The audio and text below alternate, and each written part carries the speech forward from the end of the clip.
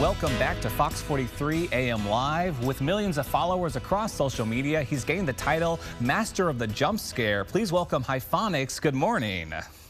Good morning, everyone. Thank you so much for your time. It's a pleasure to meet you as well. Yes, I'm very excited to chat with you this morning. We've been watching your videos for like the past week or so, and they've been absolutely hilarious. I know I was talking to my director. He's obviously seen your videos pop up in the wild as well.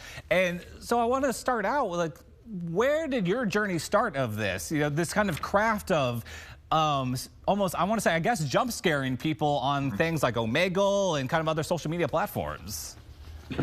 Yeah, no, this actually started a very long time ago. I started 9 years ago live streaming and making content when I was in high school. Right now I'm 27 years old, but I started when I was 18 with just the humble intention of getting people to join my clan in Clash of Clans. That was the main goal, and I quickly realized how much I actually enjoy being in front of the camera, and I started building up a community quite quickly with that. And after a few years of changing my content, only about 4 years ago, I just stumbled across Omegle. And that's where I started changing content, figuring out what worked. And just a few years ago, I came across that jump scaring was the best. Being bald with a creepy mustache, for some reason, is the scariest thing to everybody. You've got a great kind of stare out there. I've seen the video. Yes, that one right there. It's, ooh, I can only imagine popping that up into Omegle and seeing that. And yes, already I'm a little on edge. So I'm so curious about your craft essentially now, because live streaming is hard enough as it is. But I said you built up a community, and then not only that, but this kind of jump scare is almost you'll be able to read people on the other end of these streams. What does it take to be able to kind of pull that off? So to pull that all off, so I do all this on live stream. So I get, immediate feedback, whether they like it or not, whether something is going the way it's supposed to. But to really make all that magic work out, there's a lot of work that goes into it being behind the scenes of like getting reactions and clips together with some friends and other content creators. Or sometimes I'll even have the community be there live on another camera, waiting at any moment to just interfere and help me, whether we scare them, confuse them with their name.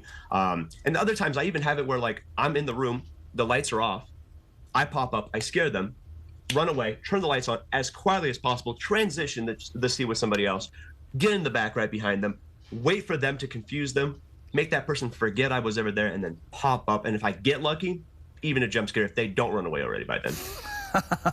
Wow. It really is. You're a magician of the online world, really. Yeah, it's got to be fast-paced. Yes.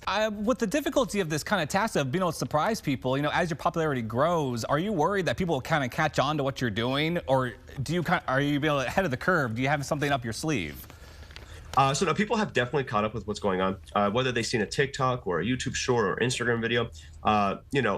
They know what to expect in terms of whether a fake skip or not, whether they know my content or not. Other people have done the same content. So, it's really hard to find someone that's extremely gullible or confused with what's going on. So as time has gone, we've definitely, with my friends and, other content creators, we are just trying to think of different ideas of really how to scare people in other ways that they don't expect it. Because a lot of people do understand that a fake skip is a very common thing. And we're just trying to figure out how to get ahead of that by maybe having them focus on something else in the background or diverting their attention towards something else completely, and then still trying to catch them off guard. So we're figuring things out. It's definitely hard because I do this all on live stream. So there'll be like 3 to 4 hours on stream. I'll be doing it and I don't get a single reaction for 4 hours consecutively. I'll be lucky if I get like 1 or 2, but it's all worth it at the end because I do get something eventually. We've said goodbye to Omegle last year, and that's where a lot of your work has been. So what do you kind of have prepared for the future? Like, where are you going to be heading towards? So with Omegle going away, there are other alternatives. They're not necessarily the same. There's one website I currently use, which is called omni.tv. It's it's like a much faster paced version of Omegle, but I'm still able to do all the manipulations with the fake skip and all the clips and people helping me with it. So I'm not necessarily too worried, but we always have at the back of our mind that maybe these other websites will go down. So we're always thinking of what we'll be doing next, just in case. Maybe we'll have to be scaring people in real life. Any advice out there for those wanting to break into the live streaming world? What does it take to become like a household name? Whew. I guess the biggest thing I can say is make sure that you're doing it for the right reasons and doing it because you actually love it. Especially if it comes to content and live streaming, you're doing this in real time. And I feel like if you don't like it and you're not truly passionate about it, no matter how many hours you try at it, people will be able to tell. So definitely do it for all the right reasons. I got into this without knowing that I was going to get into this and be doing it for this long. But I fell in love with it. And I feel like my community, they can see that. And they understand that I'm being authentic and I enjoy it. And I feel like, the community is a reflection of you. If you're going to make toxic content, that's going to be your community.